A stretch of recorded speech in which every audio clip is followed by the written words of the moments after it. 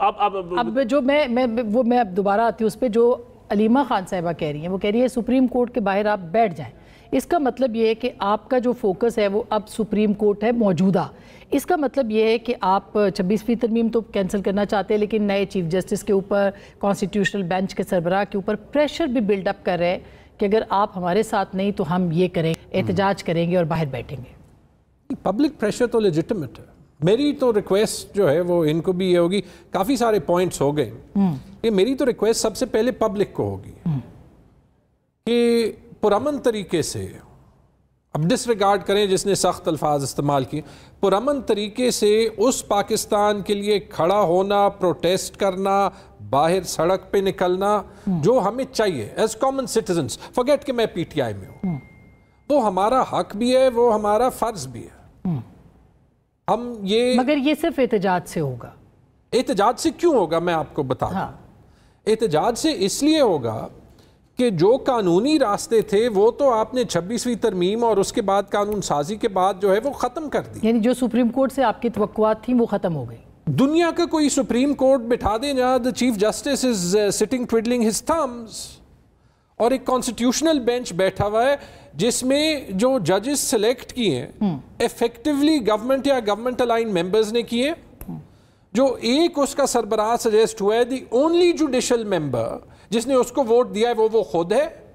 He is one of the few judges in history. مطلب P T I کی خواہشات کے مطابق چاہیے جو کہ انٹروین کرے، جو قانون کو دوبارہ آئین کو لکھے، ایسا کوئی چیز ہمیں ایک انڈیپینڈنٹ کورٹ چاہیے.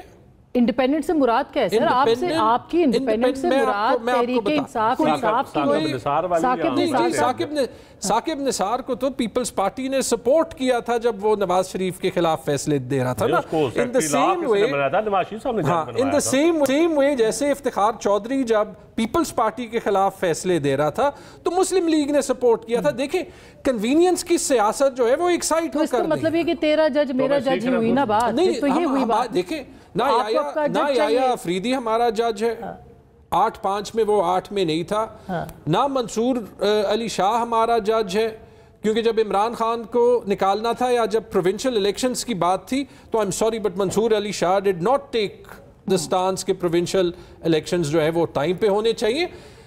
مگر اب تو خان صاحب نے کہا تھا وہ آئیں گے، ان کی دیکھیں ابھی تک جب ہر کوئی سینیورٹی کی بات کر رہا تھا، کیوں کر رہا تھا؟ وہ اسی لیے کر رہا تھا کیونکہ جو 26ویں ترمیم ہے اور جو یہ پروسیس ہے اس نے انفارچونیٹلی دکھا دیا کہ ہماری پارلیمنٹ یا ہماری پارلیمنٹ کے پیچھے جو قوتیں ہوتی ہیں جو پارلیمنٹ کو ٹویسٹ کر رہی ہوتی ہیں، وہ جب ان کے پاس ڈسکریشن ہوگی تو وہ ڈسکریشن غلط استعمال کریں. ترمیم میں تو مولانا کے ذریعے آپ کی ساری باتیں مانی گئی. کل میں بلکہ آج صبح میں کامران مرتضیٰ صاحب کو سن رہا تھا، ڈیبیٹ اس بات پہ ہو رہی تھی ان کی اور علی ظفر صاحب کی کل کسی پروگرام پہ، کہ دیکھیں ہر کیس میں ابھی جو ہے وہ ڈیبیٹ ہو رہا ہے کہ آئینی بینچ میں جائے گا دوسرے. کامران مرتضیٰ صاحب نے کہا، Kamran Murtaza let's be clear, JUI یو آئی کا ابھی لیگل وزٹ کا کیا سٹانس ہے کہ جی یہ ترمیم جو ہے جتنی اس میں سے ہم پوائزن نکال سکتے تھے وہ ہم نے نکال دی، باقی یہ پاس انہوں نے کرنا تھا. وہ خود کہہ رہے تھے کہ اس کی وجہ سے سپریم کورٹ کا کام جو ہے وہ مزید آہستہ ہوگا، مزید کنٹروورشل ہوگا. So let's call a fact a fact.